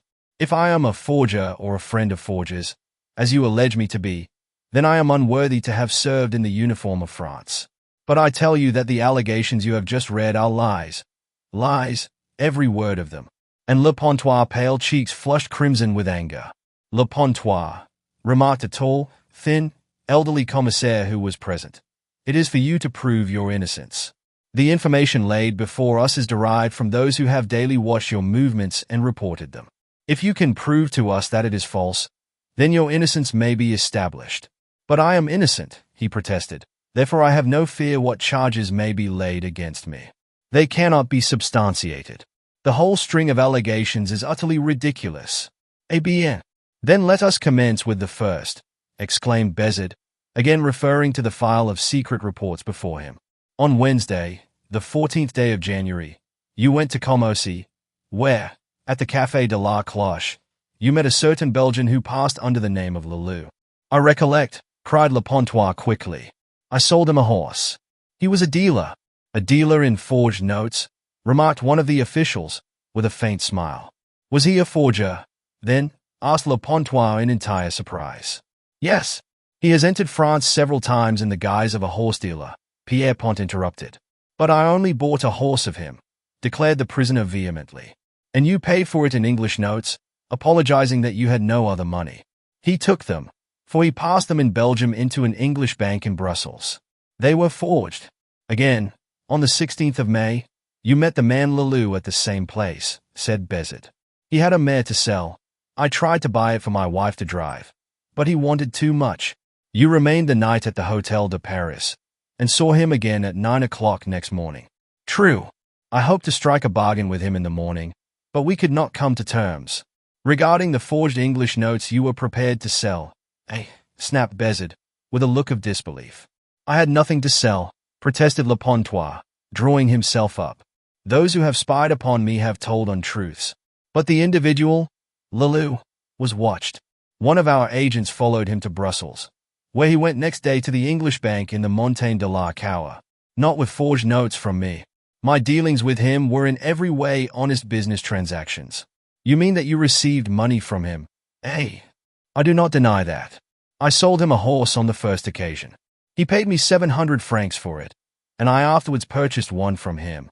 So you do not deny that you received money from that man? Why should I? I sold him a horse, and he paid me for it. Very well, said Bezid, with some hesitation. Let us pass to the 8th of April. At 6 o'clock that morning you drove to Philip-sous-les Côtes, where you met a stranger at the entrance to the village, and walked with him, and held a long and earnest conversation. Paul was silent for a moment. The incident recalled was one that he would fain have forgotten, one the truth of which he intended at all hazards to conceal. I admit that I went to Philip in secret, he answered in a changed voice. Ah, then you do not deny that you were attracted by the promises of substantial payment for certain forged English notes which you could furnish, eh? Grunted Bezid in satisfaction. I admit going to Philip, but I deny your allegation, cried Paul in quick protest. Then perhaps you will tell us the reason you took that early drive, asked the commissaire, with a short, hard laugh of disbelief. The prisoner hesitated. It was a purely personal matter, one which concerned himself alone. I regret, messieurs, was his slow reply. I regret that I am unable, indeed, I am not permitted to answer that question. Pray why? Inquired Bezid. Well, because it concerns a woman's honor, was the low, hoarse reply. The honor of the wife of a certain officer. At those words of his the men interrogating him laughed in derision, declaring it to be a very elegant excuse. It is no excuse, he cried fiercely, again rising from his chair. When I have obtained permission to speak, messieurs, I will tell you the truth. Until then I shall remain silent. Bien, snapped Bezid. And so we will pass to the next and final charge, that you prepared a statement in order to satisfy yourself regarding the profits of your dealings in these spurious notes. I have no knowledge of such a thing. Paul replied instantly. And yet for several weeks past a mysterious friend of yours has been seen in the neighborhood of your chateau. He has been staying in Commercy and in Longuyon. I gave orders for his arrest, but, with his usual cleverness, he escaped from Commercy. I prepared no statement. Grunted Bezid, looking straight into his flushed face. You are quite certain of that? I swear I did not. Then perhaps you will deny that this is in your hand, the director asked slowly, with a grin, as he fixed his eyes upon Paul and handed him a sheet of his own notepaper bearing the address of the chateau embossed in green. Paul took it in his trembling fingers, and as he did so his countenance fell. It was the rough account of his investments and profits he remembered making for his father-in-law. He had cast it unheeded into the waste-paper basket, whence it had, no doubt, been recovered by those who had spied upon him and placed with the reports as evidence against him. You admit making that calculation? Asked Bezid severely. Those figures are, I believe, in your handwriting. Yes, but I have had nothing to do with any forgers of banknotes, declared the unhappy man, reseating himself. Ah, then you admit making the calculation? That in itself is sufficient for the present. However, cannot you give us some explanation of that secret visit of yours to Philip? Remember, you have to prove your innocence. I cannot, not, at least, at present, faltered the prisoner. You refuse. Yes, monsieur, I flatly refuse, was the hoarse reply. As I have told you, that visit concerned the honor of a woman. The men again exchanged glances of disbelief, while the victim of those dastardly allegations sat breathless, amazed at the astounding manner in which his most innocent actions had been misconstrued into incriminating evidence. He was under arrest as one who had placed forged English banknotes in circulation in France. Chapter 19. In which a truth is hidden. When Walter Featherstone entered the tasteful drawing-room at Hill Street 4 days later he found Enid alone, seated by the fire. The dull London light of the autumn afternoon was scarcely sufficient for him to distinguish every object in the apartment. But as he advanced she rose and stood silhouetted against the firelight, a slight, graceful figure, with hand outstretched. Both mother and Sir Hugh are out. Gone to a matinee at the Garrick, she exclaimed. I'm so glad you've come in, and she placed a chair for him. I have heard that you are leaving for Egypt tomorrow, he said, and I wish to have a chat with you. We go to Italy first, and to Egypt after Christmas, she replied. Mother has promised to join us in Luxor at the end of January. If I were you, Enid, he replied gravely, bending towards her, I would make some excuse and remain in England. Why? She asked, her eyes opening widely. I don't understand. I regret that I am unable to speak more plainly, he said. I warned you to leave France, and I was glad that you and Sir Hugh heeded my warning. Otherwise, well, perhaps an unpleasant incident would have resulted. You always speak in enigmas nowadays, said the girl, again standing near the fireplace, dainty in her dark skirt and cream silk jumper. Why did you send me that extraordinary note? In your own interests, was his vague reply. I became aware that your further presence in the house of Monsieur Le Pontois was, well, undesirable. That's all. I really think you entertain some antagonism against Paul, she declared. Yet is such a good fellow. The novelist's eyes sparkled through his pince-nez as he replied. He's very good-looking, I admit, and, no doubt, a perfect cavalier. You suspect me of flirtations with him, of course, she pouted. Well, you're not the first man who has chaffed me about that. No, he laughed. I'm in no way jealous, I assure you. I merely told you that your departure from the chateau would be for the best. He did not tell her that within an hour of their leaving French territory an official telegram had been received from Paris by the local commissaire of police with orders to detain them both, nor that just before dark an insignificant-looking man in black had called at the chateau and been informed by Jean that the English general and his stepdaughter had already departed. The whole of that night the wires between the Suze prefecture at Brie and Paris had been at work, and many curious official messages had been exchanged. Truly, the pair had had a providential escape. Sir Hugh was, of course, in entire ignorance of the dastardly action taken by the Pimlico doctor. Without duly counting the cost, he had declared at his last interview with Wearmarsh that their criminal partnership was now at an end. And the doctor had taken him at his word. Had not the doctor in London told his assistant, Heroes, that Sir Hugh's sphere of usefulness was at an end, and that, in all probability, a contretemps would occur, one which would in future save to the syndicate the sum of £5,000 per annum? Truth to tell, Bezard, director of the Short, had telegraphed orders for the arrest of Sir Hugh and his daughter. But, thanks to the shrewdness of Featherstone, who had lingered in the vicinity to afford them protection if necessary, they had succeeded in escaping only a single hour before the message reached its destination. Neither of them knew of this, and the novelist intended that they should remain in ignorance, just as they were still in ignorance of the reason of Paul's visit to Paris and of his detention there. If they were aware of the reason of his warning, then they would most certainly question him as to the manner in which he was able to gain knowledge of the betrayal by Wearmarsh. He had no desire to be questioned upon such matters.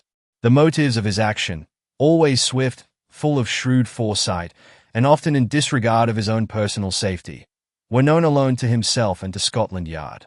If the truth were told, he had not been alone in eastern France. At the little old-world Croix Blanche at Brie, a stout, middle-aged, rudder-faced English tourist had had his headquarters, while, again, at the unpretending cloche d'or in the place St. Paul at Verdun another Englishman, a young, active, clean-shaven man, had been moving about the country in constant communication with Mr. Maltwood. Wherever the doctor from Pimlico and his assistant, Heroes, had gone, there also went one or other of those two sharp-eyed but unobtrusive Englishmen. Every action of the doctor had been noted, and information of it conveyed to the quiet-mannered man in pince-nez. Really, Walter, you are quite as mysterious as your books, Enid was declaring, with a laugh. I do wish you would satisfy my curiosity and tell me why you urged me to leave France so suddenly. I had reasons, strong reasons which you may, perhaps, some day know, was his response. I'm only glad that you thought fit to take the advice I offered.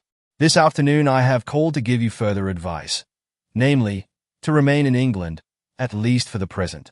But I can't. My friend Jane Caldwell has been waiting a whole fortnight for me, suffering from asthma in these abominable fogs. You can make some excuse. I assure you that to remain in London will be for the best, he said, while she switched on the shaded electric lights, which shed a soft glow over the handsome room, that apartment, the costly furniture of which had been purchased out of the money secretly supplied by Wearmarsh. But I can't see why I should remain, she protested, facing him again. He noted how strikingly handsome she was, her dimpled cheeks delicately molded and her pretty chin slightly protruding, which gave a delightful piquancy to her features. I wish I could explain further. I can't at present. You are, as I have already said, so amazingly mysterious, so full of secrets always. The man sighed, his brows knit slightly. "Yes," he said, "I am full of secrets. Strange, astounding secrets they are. Secrets which sometime, if divulged, would mean terrible complications, ruin to those who are believed to be honest and upright." The girl stood for a few seconds in silence. She had heard strange rumors regarding the man seated there before her. Some had hinted that he, on more than one occasion, acting in an unofficial capacity, had arranged important treaties between Great Britain and a foreign power, leaving to ambassadors the arrangements of detail and the final ratification. There were whispers abroad that he was a trusted and tried agent of the British government, but in exactly what capacity was unknown. His name frequently appeared among the invited guests of cabinet ministers, and he received cards for many official functions. But the actual manner in which he rendered assistance to the government was always kept a most profound secret. More than once Sir Hugh had mentioned the matter over the dining table, expressing wonder as to Featherstone's real position. "You know him well, Enid," he had exclaimed once, laughing over to her. "What is your opinion?" "I really haven't any," she declared. "His movements are certainly rapid, and often most mysterious. He's a most excellent fellow," declared the old general. "Cartwright told me so the other day in the club." Cartwright was ambassador in Petrograd before the war. Enid remembered this as she stood there, her hands behind her back. "Before I left I heard that Paul had been called unexpectedly to Paris," he said a few moments later. "Has he returned?" "Not yet, I believe. I had a letter from Blanche this morning. When it was written, 2 days ago, he was still absent." Then she added, "There is some mystery regarding his visit to the capital. Blanche left for Paris yesterday, I believe, for she had telegraphed to him, but received no reply." "She has gone to Paris," he echoed. "Why did she go?" "It was silly." "Well, because she is puzzled, I think. It was very strange that Paul, even though at the very gate, did not leave those 2 men and wish her adieu." "2 men? What 2 men?" he asked in affected ignorance. "The 2 men who stopped the car and demanded to speak with him," she said, and, continuing, described to him that remarkable midnight incident close to the chateau. "No doubt he went to Paris upon some important business," Featherstone said, reassuring her. "It was, I think, foolish of his wife to follow. At least, that's my opinion." He knew that when Madame arrived in Paris the ghastly truth must, sooner or later, be revealed. Chapter 20, in which a truth is told. As Featherstone sat there, still chatting with his well-beloved, he felt a hatred of himself for being thus compelled to deceive her, to withhold from her the hideous truth of Paul's arrest. After all, silence was best. If Walter spoke to the girl before him, then he must of necessity reveal his own connection with the affair. He knew she had been puzzled by his presence in France, but his explanation, he hoped, had been sufficient. He had assured her that the only motive of his journey had been to be near her, which was, indeed, no untruth. He saw that Enid was not altogether at her ease in his presence. Perhaps it was because of those questions and his plain outspokenness when last they met, on that forest road, where they had discussed the strange death of Harry Bellairs. On that evening, full of suspicion and apprehension, he had decided to tear himself away from her. But, alas! He had found himself powerless to do so. Pity and sympathy filled his heart. Therefore, how could he turn from her and abandon her at this moment of her peril? It was on the next day that he had discerned Wearmouth's sinister intentions. Therefore, he had risen to watch and to combat them. Some of his suspicions had been confirmed. Nevertheless, his chief object had not yet been attained: the elucidation of the mystery surrounding the remarkable death of Bellairs. He was about to refer again to that tragic incident when Enid said suddenly, "Dr. Wearmouth called and saw Sir Hugh this morning. You told me to tell you when next he called." "Wearmouth!" exclaimed the novelist in surprise. "I was not aware that he was in London. He's been abroad, in Copenhagen, I think. He has a brother living there. He had a private talk with your stepfather, of course." "Yes, as usual. They were in the study for quite a long time, nearly 2 hours. And," added the girl, "I believe that at last they quarreled. If they have, I'm awfully glad, for I hate that man." "Did you overhear them?" asked Featherstone anxiously, apprehensive lest an open quarrel had actually taken place. He knew well that Joseph Blot, alias Wearmouth, was not a man to be trifled with. If Sir Hugh had served his purpose, as he no doubt had, Then he would be betrayed to the police without compunction, just as others had been. Walter Featherstone grew much perturbed at the knowledge of this quarrel between the pair. His sole aim was to protect Sir Hugh, yet how to act he knew not.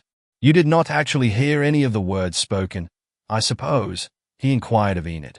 "Not exactly, except that I heard my stepfather denounce the doctor as an infernal cur and blackguard." "Well, and what did Wearmarsh reply?" "He threatened Sir Hugh, saying, 'You shall suffer for those words, you, who owe everything to me.'" "I wonder," added the girl, "what he meant by that." "Who knows?" exclaimed Walter. "Some secret exists between them.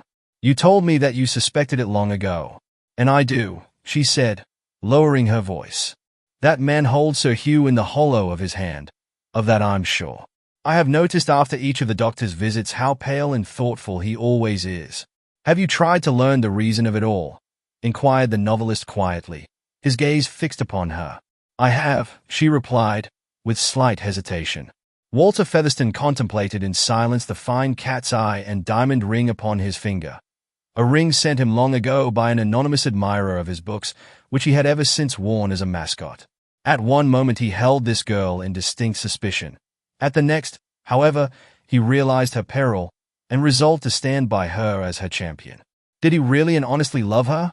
He put that question to himself 1,000 times. And for the 1,000th time was he compelled to answer in the affirmative. "By which route do you intend traveling to Italy tomorrow?" he asked. "By Paris and Modane. We go first for a week to Nervi, on the coast beyond Genoa," was her reply. Featherstone paused. If she put foot in France she would, he knew, be at once placed under arrest as an accomplice of Paul Le Pontois. When Wearmarsh took revenge he always did his work well. No doubt the French police were already at Calais awaiting her arrival. "I would change the route," he suggested. "Go by Ostend, Strasbourg, and Milan." "Mrs. Caldwell has already taken our tickets," she said. "Besides, it is a terribly long way round by that route." "I know," he murmured, "but it will be best. I have a reason, a strong reason, Enid, for urging you to go by Ostend. It is not in my power to do so. Jane always makes our traveling arrangements. Besides, we have sleeping berths secured on the night rapide from the Gare de Lyon to Turin.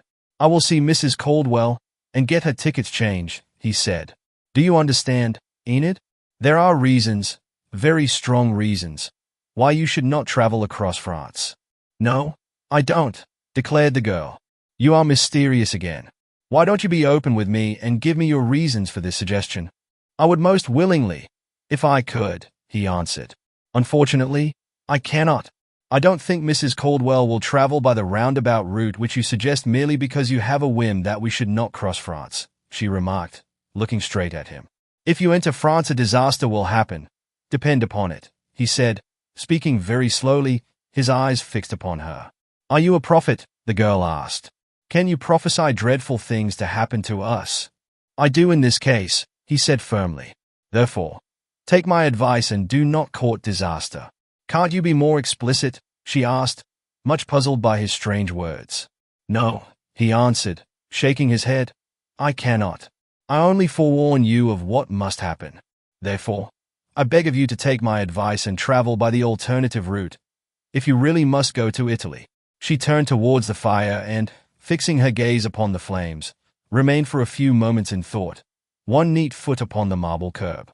"You really alarm me with all these serious utterances," she said at last, with a faint, nervous laugh. He rose and stood by her side. "Look here, Enid," he said, "can't you see that I am in dead earnest? Have I not already declared that I am your friend, to assist you against that man Wearmarsh?" "Yes," she replied, "you have. Then will you not heed my warning? There is distinct danger in your visit to France, a danger of which you have no suspicion, but real and serious nevertheless. Don't think about spying. It is not that, I assure you. How can I avoid it?" "By pretending to be unwell," he suggested quickly. "You cannot leave with Mrs. Caldwell. Let her go, and you can join her a few days later, traveling by Ostend. The thing is quite simple. But, no, you must not hesitate," he declared. "There are no buts. It is the only way." "Yes, but tell me what terrible thing is to happen to me if I enter France?" she asked, with an uneasy laugh. The man hesitated. To speak the truth would be to explain all. Therefore he only shook his head and said, "Please do not ask me to explain a matter of which I am not permitted to speak. If you believe me, Enid," he said in a low, pleading voice, "do heed my warning, I beg of you." As he uttered these words, the handle of the door turned, and Lady Elcombe, warmly clad in furs, came forward to greet the novelist. "I'm so glad that I returned before you left, Mr. Featherstone," she exclaimed. "We've been to a most dreary play, and I'm simply dying for some tea. Enid, ring the bell, dear, will you?" Then continuing, she added in warm enthusiasm, "Really, Mr. Featherstone, you are quite a stranger. We hope to see more of you. But my husband and daughter have been away in France, as perhaps you know." "So Enid has been telling me," replied Walter. "They've been in a most interesting district." "Enid is leaving us again tomorrow morning," remarked her mother. "They are going to Nervi. You know it, of course, for I've heard you called the living Baedeker, Mr. Featherstone," she laughed. "Yes," he replied, "I know it. A rather dull little place, with one or two villas. I prefer Santa Margherita, a little farther along the coast, or Rapallo. But," he added, "your daughter tells me she's not well. I hope she will not be compelled to postpone her departure." "Of course not," said Lady Elcombe decisively. "She must go tomorrow if she goes at all. I will not allow her to travel by herself." The girl and the man exchanged meaning glances, and just then Sir Hugh himself entered, greeting his visitor cheerily. The butler brought in the tea tray, and as they sat together the two men chatted. In pretense that he had not been abroad, Walter was making inquiry regarding the district around Hordiomont, which he declared must be full of interest, and asking the general's opinion of the French new fortresses in anticipation of the new war against Germany. "Since I have been away," said the general, "I have been forced to arrive at the conclusion that another danger may arrive in the very near future. Germany will try and attack France again, without a doubt. The French are laboring under a dangerous delusion if they suppose that Germany would be satisfied with her obscurity." "Is that really your opinion, Sir Hugh?" asked Featherstone, somewhat surprised. "Certainly," was the general's reply. "There will be another war in the near future." "My opinions have changed of late, my dear Featherstone," Sir Hugh assured him, as he sipped his tea, "and more especially since I went to visit my daughter. I have recently had opportunities of seeing and learning a good deal." Featherstone reflected. Those words, coming from Sir Hugh, were certainly strange ones. Walter was handing Enid the cake when the butler entered, bearing a telegram upon a silver salver, which he handed to Sir Hugh. Tearing it open, he glanced at the message eagerly, and a second later, with blanched face, stood rigid, statuesque, as though turned into stone. "Why, what's the matter?" asked his wife. "Whom is it from?" "Only from Blanche," he answered in a low, strained voice. "She is in Paris, and is leaving tonight for London." "Is Paul coming?" inquired Enid eagerly. "No," he answered, with a strenuous effort to remain calm. He cannot leave Paris." The butler, being told there was no answer, bowed and withdrew, but a few seconds later the door reopened, and he announced, "Dr. Weirmarsh, Sir Hugh."